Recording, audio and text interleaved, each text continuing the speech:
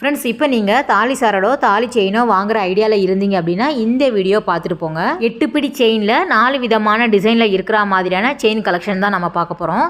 First பார்க்குறது இந்த hollow cut chain தான். இது வந்து உங்களுக்கு நல்ல அழுத்தமாகவும் இருக்கும், பார்க்குறதுக்கு நல்ல பார்வையாக இருக்கும், பார்க்குறதுக்கு முறுக்கு செயின் மாதிரியே இருக்கும், ஃப்ளாட்டாக வரக்கூடிய டிசைன் அது. Second one hollow rope chain. இதுவுமே வந்து உங்களுக்கு பார்க்குறதுக்கு பார்வையாக இருக்கும். இந்த 2 செயினுமே பார்த்தீங்கன்னா 2 பவுண்டில் இருந்தே ஸ்டார்ட் ஆகிற மாதிரி வச்சுருக்காங்க.